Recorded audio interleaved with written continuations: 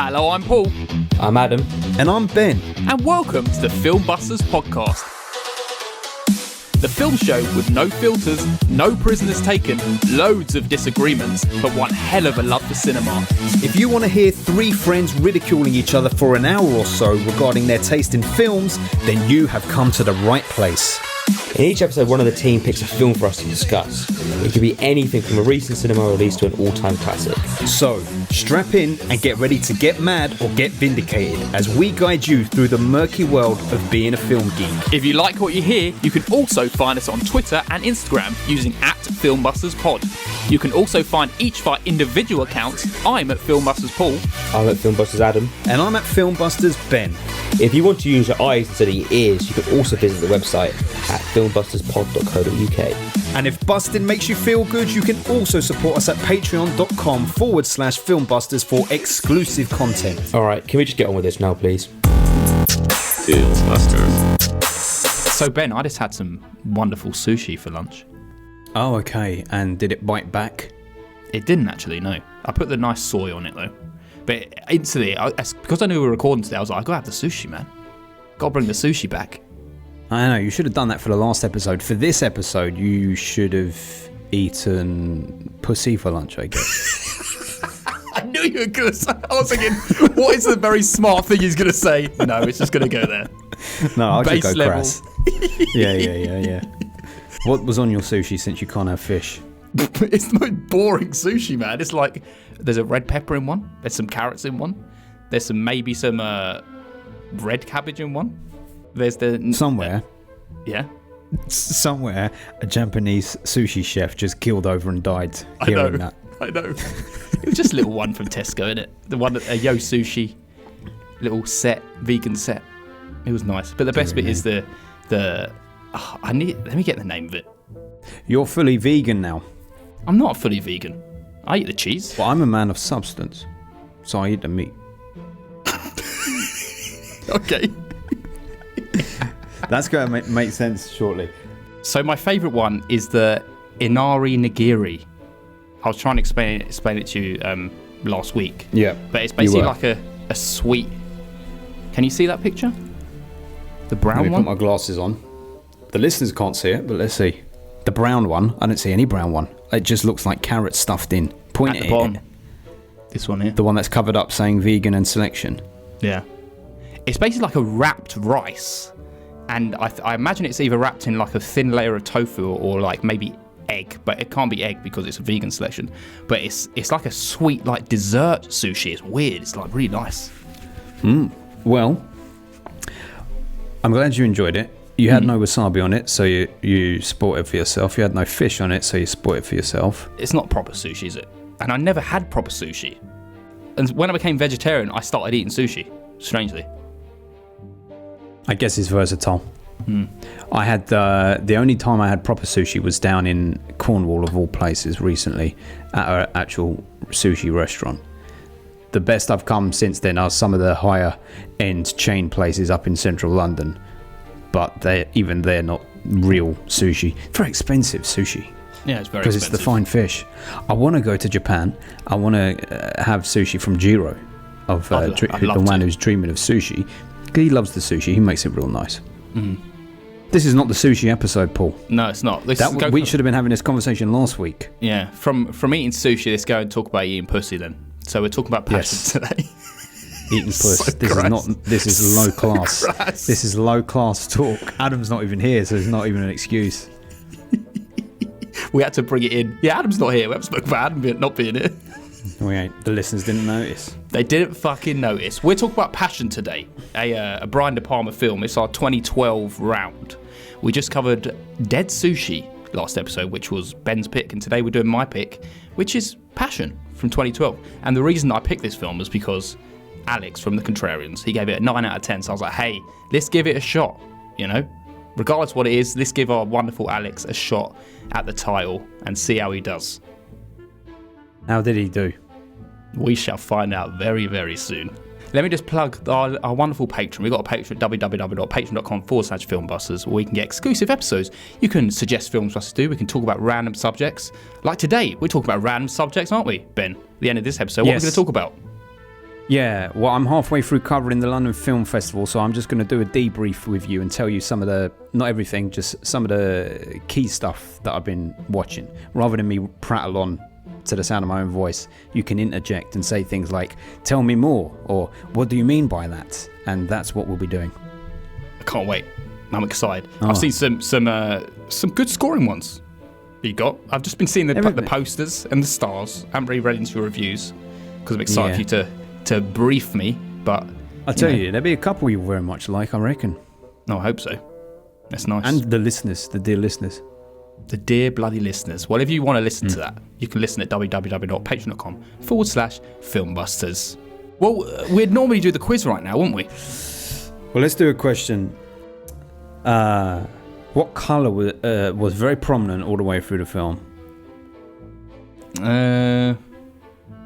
Red. Correct. Well done. Have a point. Thank you. If it was Adam, he's colourblind. He wouldn't be able to get the question right. So you could guess that without even watching this film. Yeah, potentially. De Palma was just going to chuck red all over the frame, everywhere and anywhere. Shoes, lips, cigarette case, folder, cupboard, doors. Everything was red. All of that. All of it. Plenty red. He liked to have red all over this film. Exactly. Should we talk about this film? Yeah, I'm going to tell you this much. The way that I'm feeling silly right now tells you a little bit about how I feel about this film, though. So let's go into it. Okay, are you ready? Do you see that guy over there? He is a very big fish. You land him, you can run the account. I'm not like you. I don't know how to do this. You're more like me than you think. He likes some skin. 50 million in billings. Well done, Christine. What's it like with her? She likes to play games. She likes surprises. Do you want to come over? Whatever Christine wants, she gets. Well, I used to want to be admired. I admire you. Well, now I want to be loved.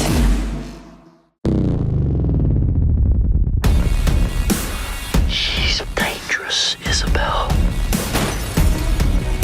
Things are so much more fun with Dirk around, aren't they? Whatever she needs, I supply. Christine doesn't care about us. Things have just gotten so out of control around here lately. Isabel, what are you doing? My success depends on hers. It's me. Are you looking for Dirk? You're just having a nice evening watching a movie. Your movie. This ends now. Open the door, Christine. Did you do it? I didn't kill Christine. Do you recognize this? I listened. I learned. I did exactly what you would do. The perfect murder.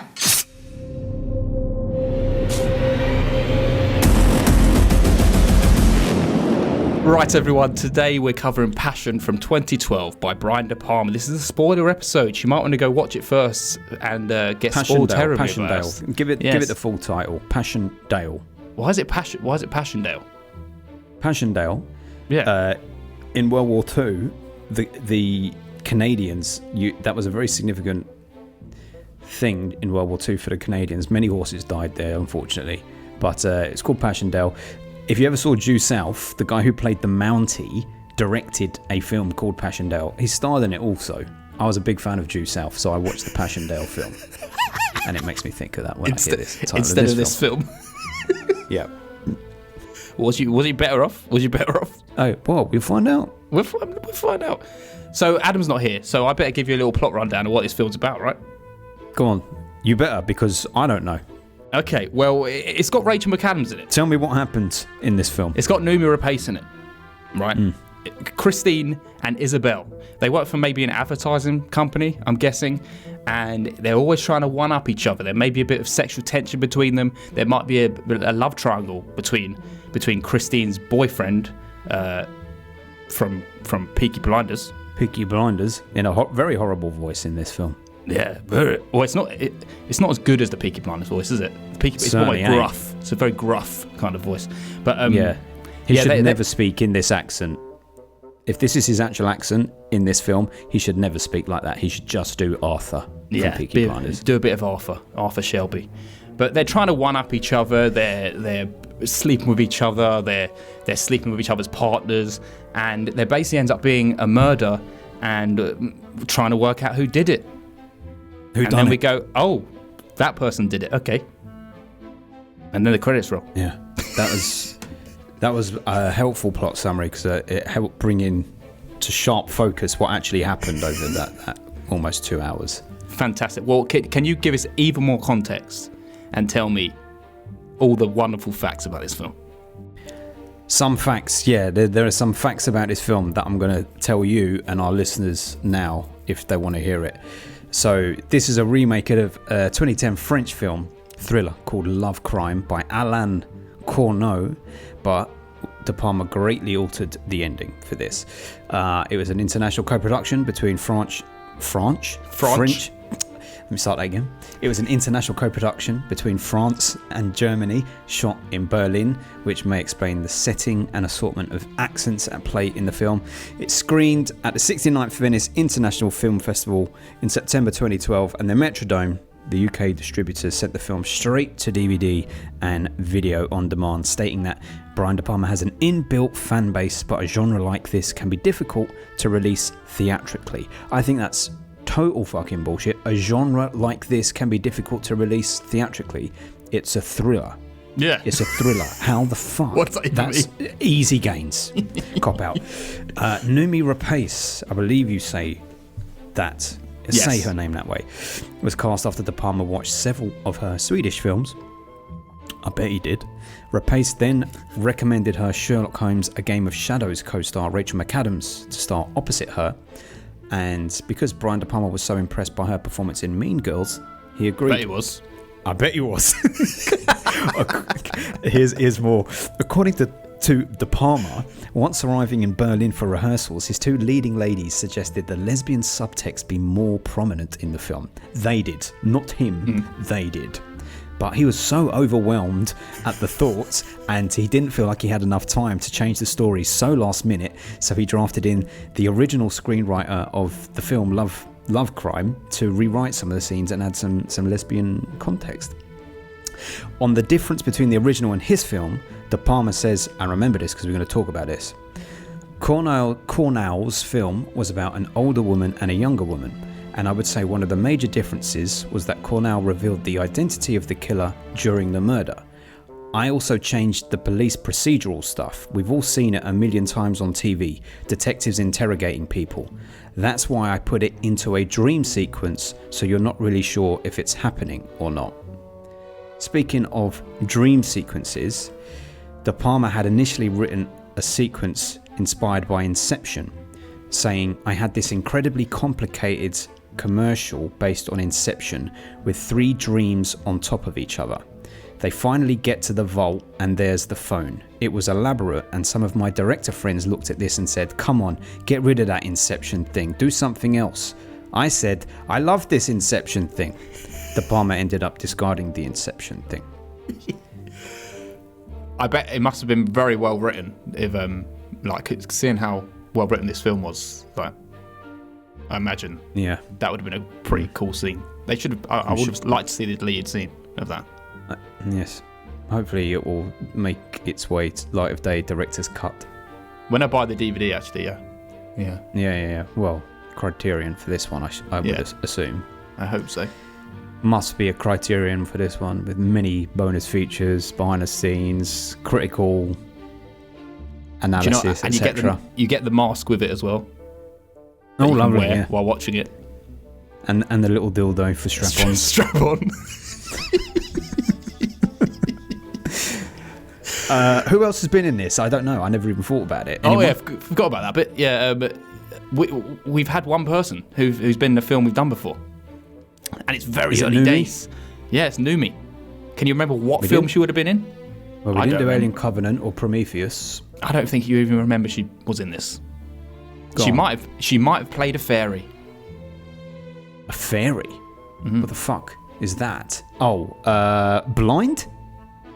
Close. Is that what the film was called? Opposite of Dark? Bright is what I meant. Blind. That's what that film almost made me go fucking blind after watching that shite. Bright, yes. Luckily, was she in that? Was she? We're not watching a film as bad as that today, so. Oh no! But this is a film of high standing by comparison. This is my pick, so I'm just going to say I'll go first. I'm just going to go first. Okay. Literally one of the worst films we've done on the podcast. Well, we're going to have a conversation about it, I'll tell you. Like, vapid, horrendous shit, terribly acted, like so absolutely cheap and cringeworthy, that kind of stuff. I can see what De Palma was trying to do. Like, the man's obsessed with Hitchcock, and he's like trying to make one of those films in like, almost like the lens of a 2010s lens. A 2010s lens. That came out as a rhyme. Lens, that's a subgenre unto itself. That's why they couldn't promote in the cinemas. The 2010s lens genre doesn't play well in the cinema. It was very unique. It was very unique. They wouldn't allow it in theatres. And with this, like, obviously that Hitchcock feel with the added pension of De Palma's sex-related subjects as well. As it's not really that sexy at all.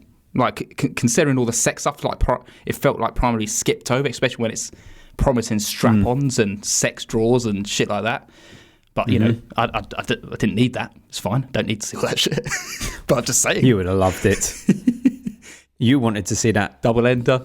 There was no double enders in there, but I would have. That's what would have given it the extra stars.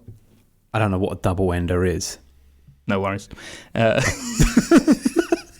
I don't. Explain it for our listeners. If I put a dildo on the end, then you'd understand. Put it on the end? What do you mean on the end? Double-ended dildo. There wasn't one of those in the film, was there? There wasn't. No. Oh, you wanted to see one? I see. That's what I needed. Yeah, to upgrade the stars. Right. Okay. Understood. Now I get it. I didn't realise it had a technical term. Very technical. Anyway, I kind of think it's just fascinating that this is like the man that made Scarface and Carlito's Way. And it's like, what happened, man? Yeah, exactly. This is just cheap soap opera shit, like Hollyoaks levels of acting and drama. And it's like, I said I was like, it was. I guess it was interesting that the little hill turn when Sonny McAdams was murdered, because I didn't know anything about the film. I thought it was just going to be this kind of back and forth and horrendous drama between them. So it threw a little spanner in the works, I guess. But it was just so sloppily written. The big reveals are just like so unsatisfactory, and it is so obviously trying to pull a Vertigo in the end with the twist, like showing the twin, or maybe it's her or whatever. I don't care.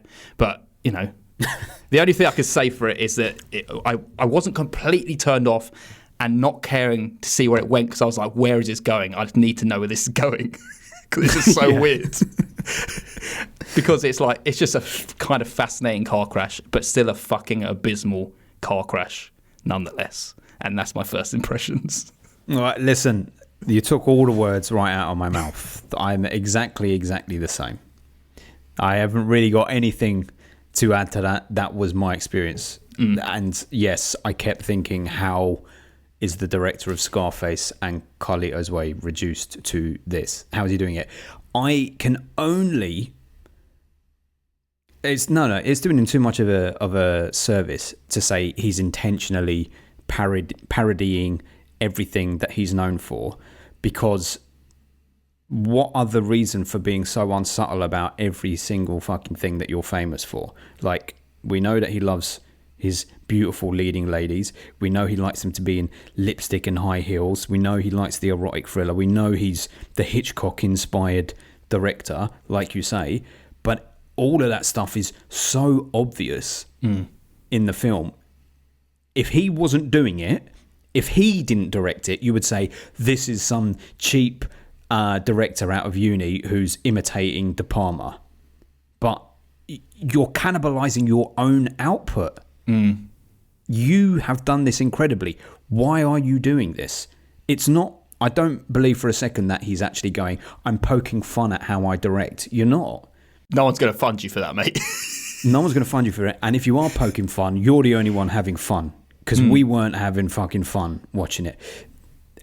Rachel McAdams, in one scene, is sat there with red lipstick, troweled all over her lips, like it looks like it's an inch thick. And I thought that is the perfect encapsulation of this film. So fucking obvious. Let me plaster the lips thick with the red lipstick, because that really makes it clear that I like the colour red. And that's reflective of how unsubtle the whole fucking film is. I cannot believe he made someone like Noomi Rapace, who isn't like an incredible actress from what I've seen her in. She's good in what I've seen her in, but in this, she was just awful. They all were. Terrible. He made them all awful. The dialogue was awful, but the performances were as well. And I'm sure we'll talk about it all, but yeah, it's hard to find any redeeming features other than the fact that, as you say, after her murder, Rachel McAdams' murder, it goes into this sort of weird dreamlike state where you're not really sure what the fuck's going on. So there's a certain amount of intrigue, but... Well, let me just say, you sent me a message after you'd watched it, and you said you just watched it with Jenny, and instantly I thought, I'm so sorry, Jenny. Yeah, I'm I know. so sorry. I know, I felt bad. I was like, because I'm so, as you know, I'm barely watching any English language films. Yeah. So when I do watch them, I always like sort of say to her, do you want to jump on board? Because of me being selfish with this foreign language thing, it's meant we're barely watching films together this year. So I was like, do you want to jump on? She's like, okay. But I mean, she had the exact same experience as well. It was, I don't even, where to start with it. Well, first of all, let me ask you this. Well, not even ask you. It's not a question, because the man himself is not here. As you say, Alex from Contrarians, for listeners who don't know, Alex from the Contrarian podcast, we like him. We very much respect his opinion on many things. We understand that people can have difference of opinions on any and all things. But as a man of substance, for him to give this film a 9 out of 10, a 9 out of 10, he must have been high as a kite. He must have been high as a kite. And horny as a motherfucker. Yes, that as well. But you said it, mate. Even if you were, this is not a sexy film. Even with the context shots, of what it's about, like thinking it's about a lesbian kind of relationship almost. The woman who's like controlling of her sex life, and she's got like a sex drawer, and she likes to be in control of her own sexual experiences. And it's like, but you don't really get any of that. The only almost kind of sexy bit you get is at one point Rachel McAdams is in like this very nice lingerie, and I was like, she's very beautiful. That's what I thought at one point. That's the only thing. Personally, I thought she looked like a fucking corpse. She looked like a zombie because he had done her up so terribly with the makeup. Oh, yeah. And because she was just lying there spread out with that gown around her, I was like, De Palma, you make me sick, mate. You make me actually sick. When I was watching it, I was chastising him more than I was thinking, this is a man who, I don't want to speak out of turn, but people say about him now, like, just think about this, right? People say about him, oh, he loves beautiful women. He loves the erotic thriller. He loves his women with makeup and this, that, and the other, right? That's the kind of thing that when something comes out about someone, everyone's like, oh, yeah, well, it was kind of obvious, wasn't it? Yeah, it was in front of us the whole time. And I'm certainly not saying anything about De Palma in that way. However, in this film, it's the first time that, because I'm aware that he's like that, but when I'm watching this film, I was like, mate, you make me uncomfortable with this stuff. This is like the typical horny man behind a camera making a film for his own gratification. Yeah. But at the same time, it's like, as we said, it's like you would imagine that he would have gone more into it, especially when his leads are saying, let's make it more like a lesbian affair between these two women. And it's like, and it wasn't already written like that. It's like, then what was this originally? I mean, I tell you what, right? If Rachel McAdams and Noomi Rapace were responsible for adding that subtext, then they are responsible for partly responsible for why this film isn't quite as good. Because if you think about it, if you took away the two of them having this weird attraction to one another, which never really... It never really pays off. The only lesbian subtext is the reveal at the end that the assistant actually loves Noomi Rapace. And so that works. That kind of works. But the fact that you have Rachel McAdams and Noomi Rapace also with this sort of flirtatious lesbianism is kind of... It's a non-entity. It doesn't even need to be there. It adds nothing to the fucking plot at all. Not all, no, because it's almost like they're using it as almost like a dominance thing. Well, that's what Rachel McAdams does, like using her sexuality as like, look at me, I can just kiss you and like make out like we're having an affair when we're not. And it's like there's only a slight attraction in the beginning. She has a little bit of a dream about her, and it's like, well, that's the end of it. That's the end of their lesbian affair, the dream. And I don't know. I don't understand what was supposed to be happening in this film. It's so many like weird little story beats that just, okay, this had happened now, and now we're just gonna skip over it. And now it's this part. It's like, okay, yeah. I mean, you're right. It's just it lurches from one thing to another, and you're like, I don't even know why we're seeing this.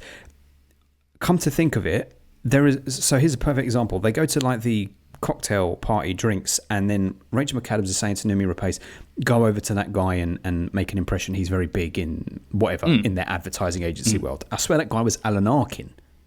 Maybe it wasn't. But, okay, but it looked like him from afar. So I was at the time thinking, oh, it's Alan Arkin, so he's going to have a point. He's going to have a part to play later in the film, but he never did. And regardless, so at the time I was waiting for Alan Arkin to reappear. He didn't. But the point is, they made that a significant thing in the scene, which then never came back again. So it's like, what's the scene even fucking for then? This is me remedying the writing for you, and maybe you thinking, oh, actually that was cleverer than I thought it was. He was a French or German guy who couldn't speak a word of English, so she sent him over there to speak to him, and he couldn't even understand what she was saying. I couldn't even remember that from the whole exchange. Because he walks over and they're just talking in German, and she just stands there like, oh, and then just realises that she was sent over there in a ruse. She does speak German, though. She speaks it later on in the fucking film. Oh, yeah. Does she? To the detectives. Mate, and here's the other thing. This is such a messy film.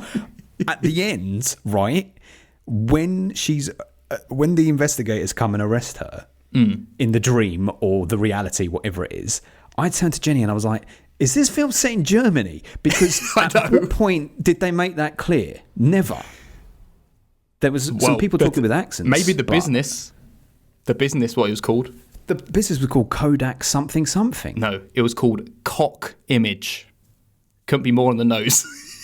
Well, that's fucking stupid. KOCH Image. Cock. Well, that fucking sucks. Good one. That's how fucking on the nose this film is. Well, he's stupid. I think he must have had a stroke or something before he made the film. A literal stroke of his penis. He's such a stupid, horny man for doing this stupid nonsense. The thing is, right, so let's try and think about what this film would have been before they made it more of an erotic kind of thriller, even though it's not, right? And I guess that's maybe what they're saying, they don't sell well in cinemas because people don't want to go see erotic thrillers in cinemas, right? But it's not an erotic thriller. You get, what is it, like 2 sex scenes, but you don't see the sex? It's like you just see them about for a millisecond, and that's it. That footage, that phone footage of them having sex in bed is so badly acted as well. Yeah. It's like, you can see there's no chemistry. The two actors didn't even make an effort to be like, let's at least make it look like we're actually into one another. It just looked painful and awkward. Yeah, absolutely. Cringe. Yeah. So before all that shit was added, I imagine, I'm sure there was some of it because it's De Palma, but you can imagine this maybe almost been like a Devil's Wears Prada kind of thing, where the boss is constantly manipulating the assistant and whatever. Yeah. And would that have been a better film? Probably. It would have been a better film with less stuff going on, and that focuses the more story. Focus, that would have made more sense. Yeah, I imagine so. Yeah. They really messed up. There was too much going on between their relationship. Yeah. There was an affair. There was sexual tension between them, but they also hated each other. Then Rachel McAdams is going like, "Oh, you love me, don't you? Don't you love me?" And it's like, what is this relationship? You've only known each other 8 months. And meanwhile, Arthur fucking Shelby has been bent over a barrel because she's got some papers on him to show that he was embezzling funds. And it's like, what? Who gives a shit? And like now we're letting him go. Like, I never want to see you again. But then actually he's turning up at her house and he's on the phone when she calls up Noomi Rapace and is playing the video on the screen. Why is he just sat Yeah. there? He's been It's like sloppy. None of this is making sense. So fucking also, sloppy. it looks like it's made for TV. Like aesthetically, Absolutely. like it doesn't look Yeah. like a film. It looks like something you'd go straight to streaming. It looks so fucking bad. This is the thing. This is when actors can get hard done by, or it kind of shows up their acting ability, maybe, because Rachel McAdams, she's a great actress. She's been in stuff and she's been great, right? Noomi Rapace, she's in the fucking Dragon Tattoo films. She was fucking great in that. So there's clearly an acting ability there. So I think having bad cinematography, bad direction, a fucking score that's taken straight out of a TV movie, you say, and feeling like a TV movie can highlight these scenes when they're acting and make them feel horrendous. Her crashing the car in the car park. Oh, mate, my don't. God. That is one of the worst scenes I've ever seen. Oh, That God, is it's horrible. Hollyoaks. And it's like, at the same time, it's like, it is. why are you doing this? Why are you driving your car like this?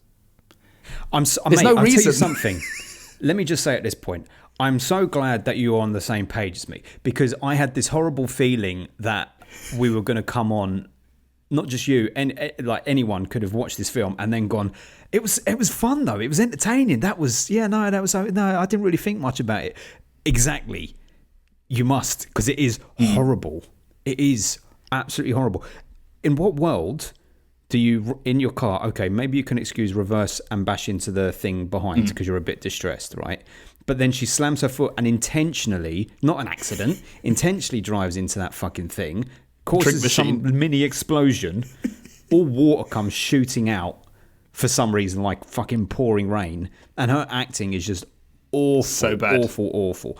And then I thought, because I started giving her credit, I thought because the camera pans back and it shows you the security camera, I thought, so Noomi Rapace's character, this is a performance It's a because plan. she knows, it's a plan. But then, no, it's just Rachel McAdams somehow got her hands on that footage. How did she even know? Why would... And then even plays it. worse, hosting a party where she plays the footage know, of different mate. members of the company doing really bad shit, like having an affair, stamping a laptop. It was so fucking bad. It was so bad. And then also, what I don't get is why Noomi Rapace at the end, when she'd played that footage, she was like, "Oh, sorry, I didn't mean to upset you. I just thought it was a joke." And then Noomi Rapace's revenge is to sort of go, "Ha ha ha ha ha ha," and it's like, this doesn't seem like you're someone who's going mad. This just is You're really unhinged. awkward and crap to watch. Yeah. So fucking strange, man. It's so strange. It is everything. He threw far too much at it. Far too much, with too many affairs. This one fancying that one. The ad campaign that, first of all, why have you even said it in an ad company? Why are you showing us these shit adverts? Why are you showing us the bosses coming over and talking about who actually made the deal? Like, it's just so fucking boring. Too many layers of boring shit. I'm going to give credit to one thing, and that is the ad campaign, because I think that's pretty genius ad campaign to have a phone in the back pocket of jeans and to show like men or people checking out someone's bum. I think agree. That's clever. So at the beginning, of that advert, when they were like, "So we're going to put a phone in That's the pocket rubbish. and say That was how like many a men porn check out." film. But the concept, the premise is clever. Yeah, But then the yeah. execution, when they're walking around, it's like, first of all, this camera from 2012 has got better definition than cameras have nowadays. Number two, men suck. We know that. Men are not carrying on like that, so obvious and over the top, like walking down the street, following women's asses, looking at the camera like that. It's like, I hate this. Stop behaving so badly. Like Brian creeping up on De these Palma. women behind them. You know, Brian De Palma is just doing that with his. Probably, yeah. That's all this film is. Brian De Palma is the camera following women's asses around. That's what he's become now. He pretty much was, because that bum was not moving in a natural way where it was actually just pointing at people. It's like, this woman's pointing her ass at people now? Is that what she's doing in the street? No. It's ridiculous. He sucks. And then it makes me angry, man, because. Mate, he How directed can you your two of your favourite films. It's like, Well, he directed my current favourite film of all time, which couldn't be more different to this. Yeah. If you said this is the same director to someone, they wouldn't believe you. and to go to Carlito's Way, and there's an actual love in the sexuality of that film. Like, you feel like, oh man, there's a romance and there's an actual real connection between these people.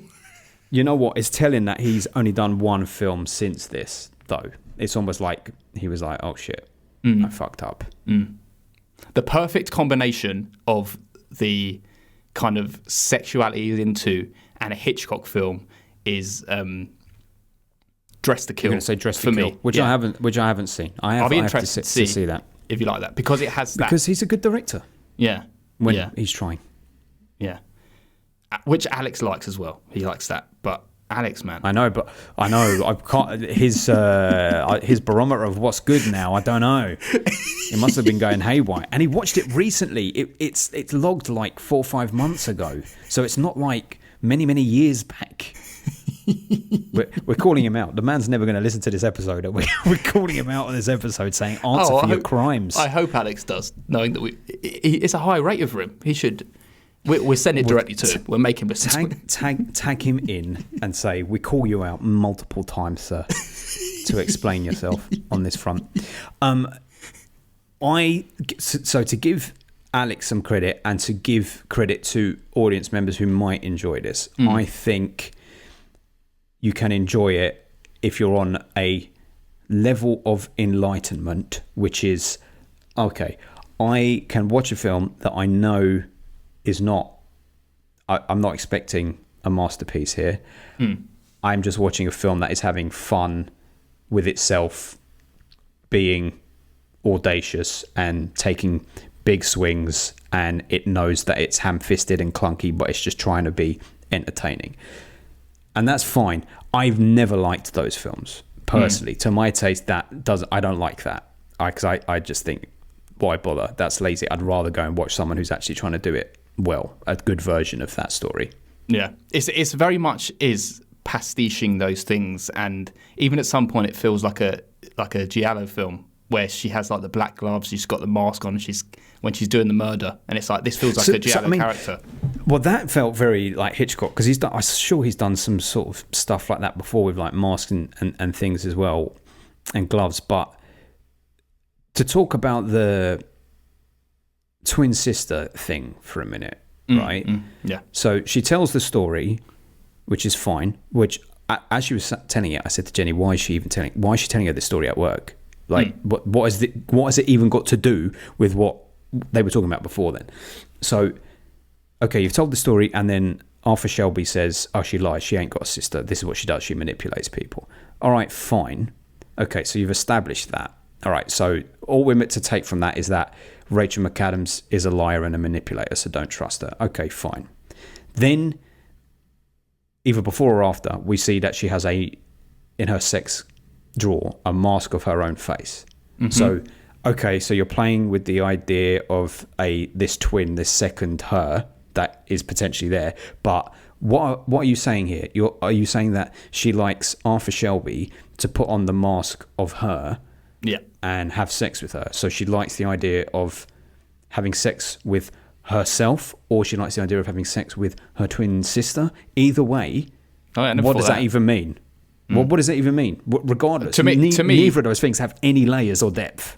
To me, it is that she's a massive narcissist who has what's complete control, and the only way she can have sex if she's having sex with herself, kind of thing. So I imagine the strap-on is her probably wearing the strap-on and like having sex with herself when Arthur Shelby's wearing the mask. Okay. So, all right. So, with that in mind, right, why? So, jump all the way to the end, where in the final twist, after a series of fucking wacky, nonsensical twists, we see Rachel McAdams at her own graveside as the coffin's going down. But is it Rachel McAdams or is it her twin? Now, if it's the Rachel McAdams that we've seen, Christine or whatever her name is in the film, if that is her doesn't make sense. Doesn't make sense, because why is her sister just in the house? Right? If it's not Rachel McAdams as in Christine and it's her twin sister, why is she wearing the shoes that she saw at the fashion show earlier in the film with Nimue Rapace? It's just sloppy fucking writing, and it's just wanting to pull off a Hitchcock twist without having any kind of backing for why it makes sense. I know. Because it would have been her in real life getting killed because she was at the party, right? Why would her sister take the place of her and pretend to be her at the party? It just wouldn't make sense. So Noomi Rapace was in her right mind at this point. We all think, oh, she was in a dreamlike state or she was drugging herself, because no, that's a lie. So she went there intentionally and knew she was killing Rachel McAdams, unless she accidentally didn't kill her and they're burying a fake body or something, I don't know, but I'm pretty sure they killed her. Everyone's in on it. Yeah. But if that's the case, then she's just got a twin sister, right? And the twin sister wore the same clothes. Yeah. So here is where the film saves itself for me. So I'm watching, I'm an hour in, I'm like, can't wait for this to end. This is horrible. And it's telling. I wonder if you had this experience. After she embarrasses Noomi Rapace. Yeah. Noomi Rapace goes to bed. You see her going to bed. Next shot is it's Rachel McAdams' office from up high. The camera's sort of tilted. The scene is tinged green or blue. And Noomi Rapace comes in. And Jenny immediately says, oh, this is a dream. And I was like, oh, yeah, okay.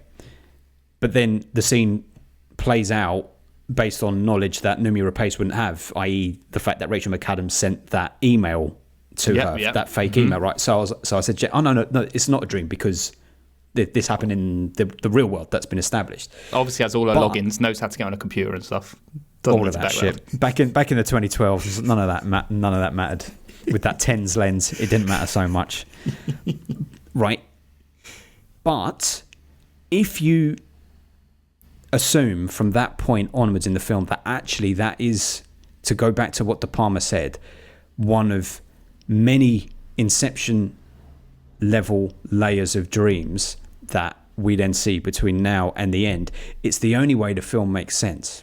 Because from that point onwards, most of the film, the way it looks changes. There's a colour lens in front of most scenes. It's green, it's blue. There's loads of shadowy bars always imprisoning her. It's always Dutch angles, canted angles. It's not flat, right? Well, you know why that was, right? Go on. Because you're supposed to be under the impression that she's dosing herself. But it comes back after. It comes back after she is told. Right at the end. And the whole ending of the film is also like that. So I think there's a chance that, well, this is lazy filmmaking. I'm not saying it's good, but it kind of makes it sort of interesting. Everything from that point onwards, some of it happened, some of it didn't. It's up to you to work out what happened when. And everything is jumbled because she's talking to her assistant towards the end of the film, and she's like, oh, and the investigator came to me and gave me roses. It was a bit creepy. Oh my God, I sent him away. I hated that fucking shit. Why did the inspector even bring the flowers? Who needs to apologise? Yeah, but wait. She tells that story before he does it in the film. She tells the story to the assistant. Wait, say that again. Right, go on.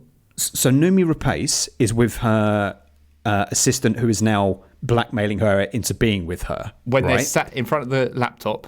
Sat in front of the laptop, and she's saying, oh, and that investigator brought me flowers. She says it. She says it. He brought me flowers. Then at the end, in that manic end scene, he's coming up the stairs with the flowers. Which, right. Because it's a dream. That whole bit's a dream that she has. So, but at what point does the dream begin? At what point do we go into the dream? That's what I think. That's the only thing that makes it interesting is, okay, what actually happens? Like, it makes no sense. So you have to find the only thing that makes sense in those last 40 minutes. And that's what actually happened. Can we figure out what that thing is? Just the knowledge that the dream-like sequences are just covering up the bad writing just to say, what happened? Absolutely, yeah. So in my mind, it was very that potentially the twin sister, she might have come back, but maybe she didn't at all, because her approaching the apartment and the same scene where the policeman's approaching the apartment with the flowers, she wakes up from a dream and then finds the woman, her assistant on the floor dead. So she's killed her, and it's a repetitive dream she keeps having. Maybe. Yeah.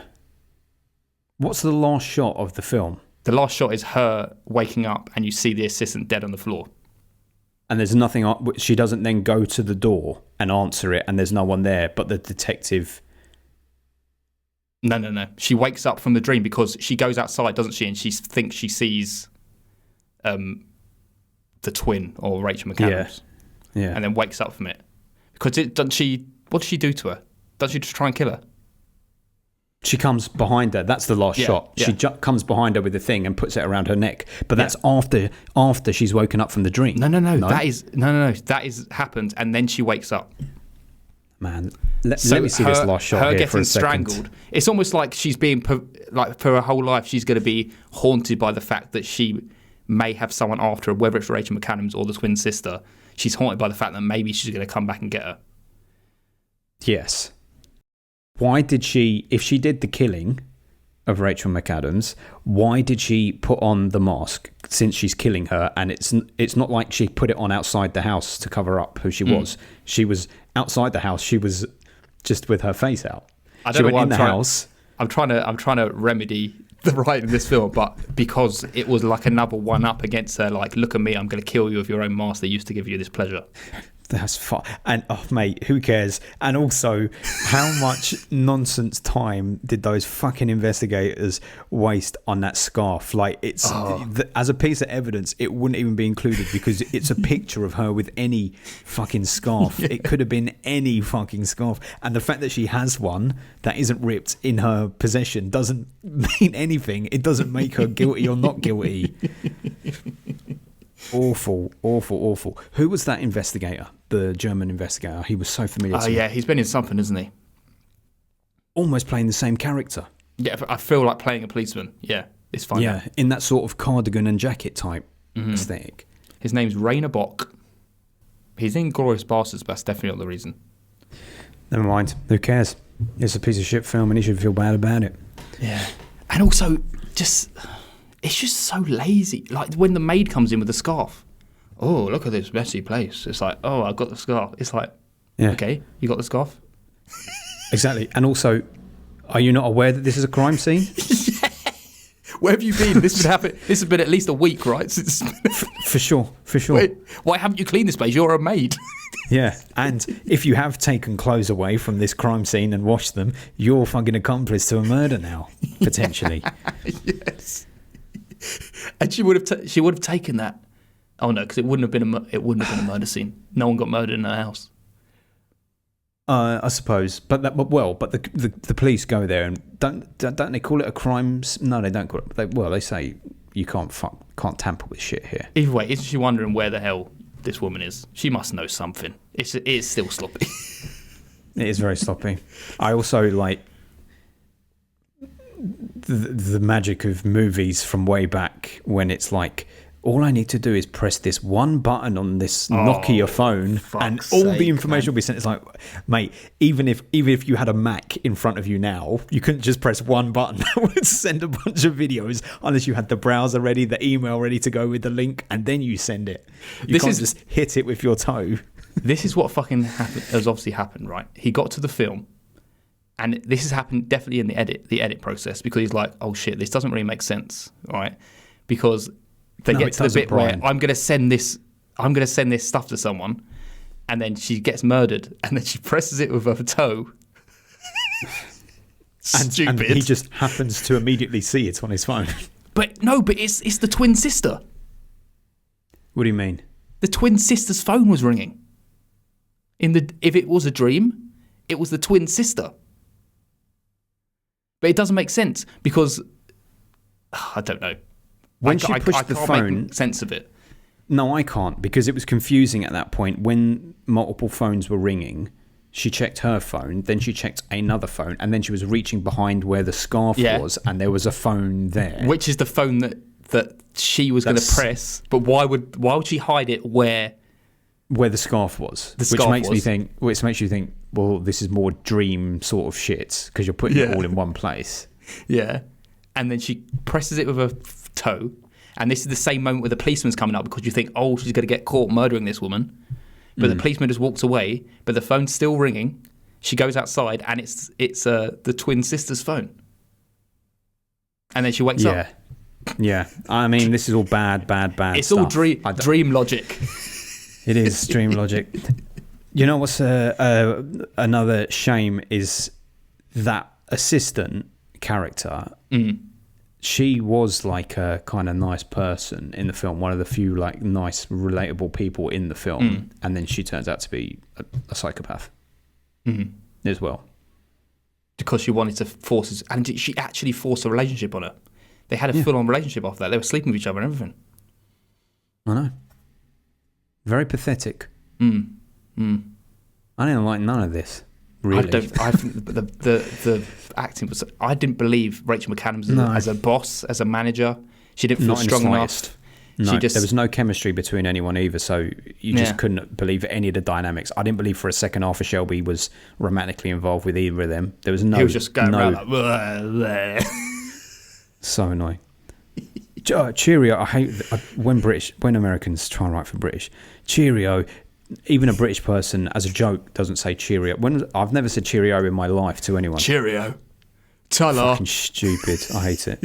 Here's something that was really tough to get through, and I was like, just end this now, please. Is when he split screened between the ballet and what was going on at the house. It's like, this is so fucking boring. The ballet dancers couldn't look any less interested in what they were doing as well. And De Palma afterwards has been like, oh, I just love the ballet and I love the idea of this great dance going on while this crime played out. It's like, why? They're not even connected. All it does is it says she was at the ballet. We don't need to see that split screen nonsense. But she wasn't, so it wasn't happening at the same time. we come to realise that the ballet was happening, but you kept seeing Noomi watching the ballet, right? Yeah. And then she got murdered. But wait, that's right. But then how did she have the alibi when she said an usher saw me? Because she intentionally sat in the middle of the row, so the usher had to come over to her and say, "Oh, you're in the wrong seat," and then she made like a commotion. And then we're meant to think she actually left the ballet and did the murder. Supposedly, yes. Come on. Sloppy shit. Real sloppy shit. Very sloppy. They didn't know how to make sense of the whole thing, so just did dream logic, basically.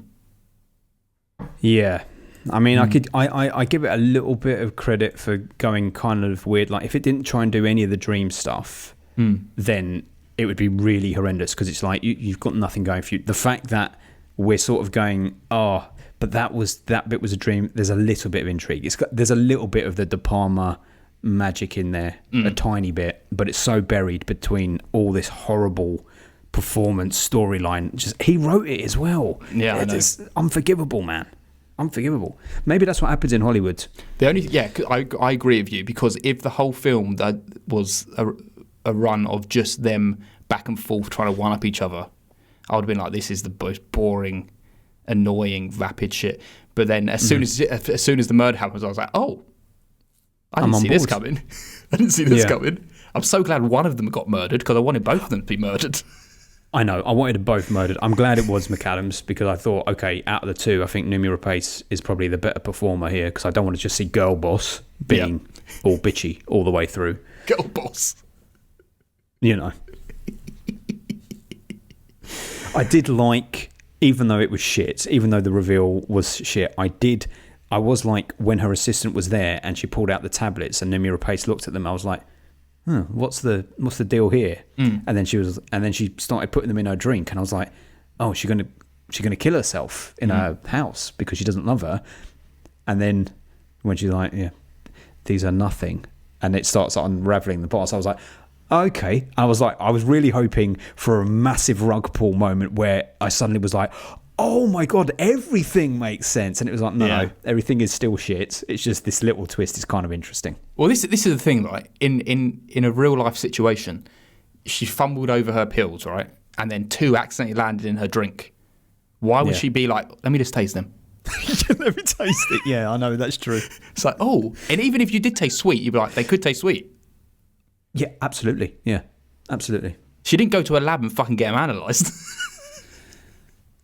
It's such an elaborate ploy, because basically what we're saying is that she was like, oh, you've embarrassed me by showing this video of me crashing my car, so now I'm going to kill you. But before I do that, I'm going to completely make it look like I'm mental. Not only that, I'm then going to get myself arrested, probably go to jail, and just hope that my alibi at the ballet is enough for them to go, oh, right, that confession you gave, we'll just scrub it off. I'm fairly sure that's not how the police work.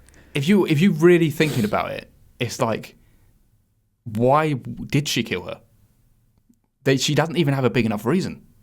No, she really doesn't. And if she anything, she wasn't Rachel even McAdams unhinged. has more of a motive. What if she was her twin sister all along, just with dyed hair? Oh, Still rubbish. Makes sense. Still rubbish. Still a rubbish twist. Yeah, you're right. There's no real motive. There's no real motive for anything that's going on. There was no motive for Brian De Palma to even make this film. He didn't need to. I'm just taking a look here now at all the films that I've seen by him. I'm fairly sure that this is the worst that I've seen. I've seen 12 films by this gentleman. wow, you've seen a lot. And his debut is the worst because it was just horrible, but that was 1969. And I only saw it because it had De Niro in. Greetings, that weren't great. Obsession, 1976. What was that? Oh yeah, man. I saw a film last year or 2 years ago called Obsession. That's right. I mean, it was totally forgettable. It wasn't very good. It was by De Palma, but it's better than this. But that was about a man who loses his wife. She dies, and then he goes to Italy and then sees like the spitting image of his wife, and he becomes obsessed with this woman. But that's a De Palma thing. It's doubles That's as well, fucking isn't Vertigo it? again. It's Vertigo. Vertigo, yeah. He just loves the double thing. But but that's it. Again, right? It has no place in this film, but it's like De Palma's like, well, I do doubles in films, so I'm creating a double in this film. But it adds nothing to the plot, Brian. No. I do doubles. I do doubles. Put the I double do doubles. I do doubles. in. I do doubles. Give me the double. When he goes to the bar, he'll get fucked up because everything will be doubles. Like, do you want a single, Brian? He's like, you've seen my fucking I movies. always get the doubles. Make it a double. This is the sick film I've seen, and it's the worst film I've seen. And all the other films are nothing's below like a 7 for me. Have you seen Blowout? Seen Blowout, yeah. Blowout's 7 for me. Yeah, 7 as well. But still, even that film, it has some very interesting ideas. The whole use of sound. Yeah, in great it. ideas. It's a really cool concept. Blowout's superb compared to this. But yeah, he does nice things. This film was not a nice thing. Yeah, exactly. Do you want to just wrap it up? Are we doing it?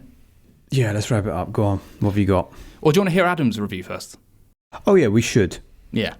Adam sent us a little review. He also watched this film. So let's hear what he's got to say. What we thinking? What are we thinking, Ben? This is going to be very interesting, Paul, because I think that he will be like, it wasn't very good, but I liked it, and he'll play safe. I think he'll go 6 or 7 on this because he won't have heard us totally tear it a new one. I think he'll go 6 or 7, maybe. Really, he should be low, but I think he'll go 7. I'm going to say 7. He gives it. Should we have a look? Let's have a look or a listen. Hello, gents. Once again, sorry to everyone I cannot be there for this recording. I've just listened to the Adam Buxton podcast, so I'm taking a leaf out of his book. I'm currently walking the dog and recording my thoughts and intros to The Passion, or Passion actually, I think it is. It hasn't got the in it. Nice people when they say that. Anyway, so I watched this film yesterday. I was going to record my thoughts straight afterwards, but I thought I'd let myself, I don't know, dwell in them for a little bit longer, just to make exactly sure what I wanted to say about this film. But yes, I don't think my opinion on the film has changed at all. I actually really do wish I was on the podcast for this one, especially someone had the opposite view for me, because it's a film that I'm willing to get, argue the points about. So yes, if one of you was on the podcast as well and you thought the opposite to me, I'd be quite happy to have the discussion to declare that I'm right and you are wrong. Very much in the words of Ben, but he'll be doing that for me, especially, I guess. And my opinion on this film is I absolutely hated nearly every single second of it. Nearly every aspect of this film is awful. The directing, for someone as established he is, it's awful. The acting, awful. The plot, awful. I actually don't think it has a single redeeming feature at all. And it is actually, honestly, I think maybe one of the worst films we've brought to the podcast on this, just because of all of that, just because of how awful it is when it's trying to be good. Again, if we compare it to something like Kiss, Phantom of the Park, at least that kind of knew what it was going in for at the beginning, whereas this tries to be good from the outset, and it thinks it's really clever, and it thinks it's really good, and it's just highly, highly annoying. So yes, if one of you thought the opposite of that, we can have a discussion next week or whenever. Especially, I know one of our fellow podcast friends really, really likes this film, and I would like to know why. I think I maybe know why, but at the same time, yes. What else do I have to say on it? Apart from that, I hated every second of it. Yes, this is very rambling, so I will end it now, but I would also want to make one more point before I stop, and I will feel a bit, it's more back to a patron topic that we discussed the other day, and it's about Gary Oldman. And do you know, when I think I was quite harsh on him actually, and ever since then I have started watching Slow Horses on Apple TV, and I must say I'm getting it now. I get why people do admire him, because that is a very good performance. But I do stand by myself of maybe the point of that everyone else hypes up some of his performances when they aren't the best. But anyway, goodbye. Until next time, love you guys. The most rambling message ever. Wow, I was not expecting him to be rambling so much.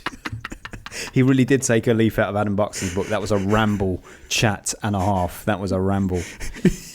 But correctly, he did vote low, which is good. I don't agree. It's as low as Kiss meets Phantom of the Park, though, because that is no. It's definitely not. No, I mean, it's not as bad as I think Adam rates it the lowest. I think you're in the middle, and I think I give it the highest. Even though he was rambling away there, one thing I will say is Slow Horses is awful. Gary Oldman is I haven't seen it. Awful in it. I started watching it a few months ago. People are raving about it, right? I know. I do not get it, mate. It is so old-fashioned. It's so old-fashioned, and Gary Oldman is just playing a stereotypical 70s kind of cop, like Life on Mars type thing. I can get away with whatever. He farts in every episode. Oh. He's got, like, they will shoot him with like with his feet on the desk with holes in his socks and all that. It's just, I hate it. No good. Adam's very food. Adam would like it because it fits in with the old school men. Bring your females. Bring your females to my birthday party. Bring your females. Well, there you go. There you go. You're not going to find argument with us, Adam. We're all aligned. He didn't give it a score. I guess it's a 1. He subsequently sent a message saying 1 out of 10. I did already know that he gave it 1 out of 10 because he sent that afterwards by a message. Okay, fine. All right, so it's a 1 from Adam. What is it from you, Paul? Yeah, it's absolutely fucking terrible, but it's not something I was watching and being like, I need to fucking turn this off because there was some sort of thing compelling me to understand where this was going. And for that, it gets a little more, and it's a 2 out of 10. Okay, I mean, you two were particularly brutal on it then, which is good because it does deserve it. I'm giving it a little bit more credit than that. It may sound really high after everything we've said, but because of the sort of dream state stuff and everything, which was kind of intriguing, I'm giving it a 5 out of 10. Shit! Which is, it sounds high, but it's not. 5's a bad fucking score, mate. I didn't enjoy the film. I don't enjoy 5s. But I think that might be a unique score for anything we've done on the podcast, because that's 2.66. I would be fucking surprised if it was. Is it actually? 2.66, and we haven't got anything at 2.66, mate. Shit, man. Wow. Yeah. That makes it our 5th worst film ever covered on the podcast. Wow. 5th worst film. So, rightly so, bottom of the pack, Kiss meets Phantom of the Park. Then we have American Psycho 2. Then we have Cats. Then we have the Jesus Rolls. And then we have Passion. Below Buffy the Vampire Slayer. Wow. You would you say Passion was better than Buffy the Vampire Slayer? Yeah. Buffy the Vampire Slayer was totally absolute a non-entity. It didn't even try to be anything. At least this swung for it. Like, I'm giving it the points. Don't get me wrong. I'm giving it the points for the dreamy stuff that started happening. So you're saying it kind of kicked in like halfway through, like after the murder. Yeah, and when I say kicked in the lowest sense of just the term, into first gear when it was in neutral. Yeah, it was like I was snoring and then Jenny kicked me in bed and I stopped snoring, but I'm still sleeping. It was that kind of thing. It's not a good film. We don't endorse it. There we go. Alex can come on one day and he'll give it a 9 out of 10 just to shake things up. Alex will be like, I was high at the time. I don't remember anything about that movie. What that does is it kicks one film out of our bottom 20. So no longer in our bottom 20.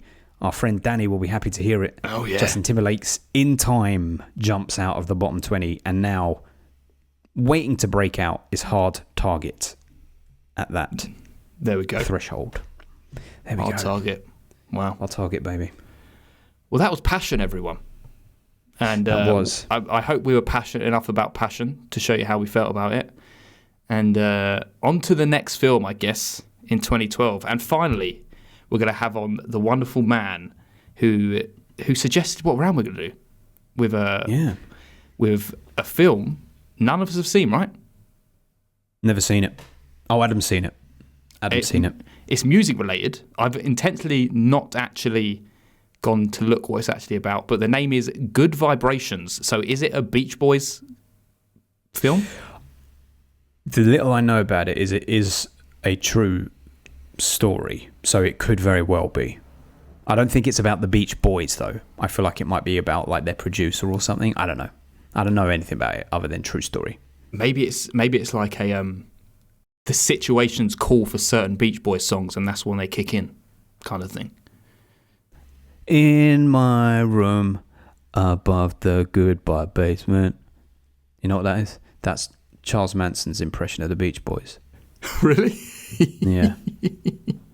He didn't like them.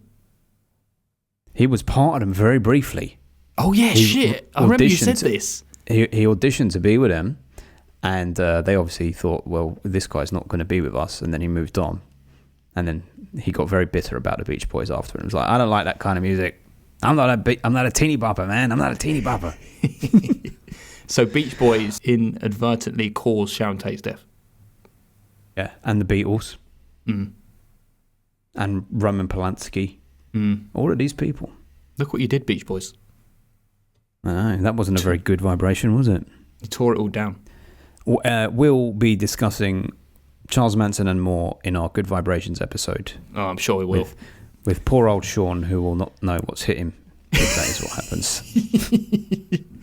Sean will be joining us as well, so can't wait. Can't bloody wait to speak to him again.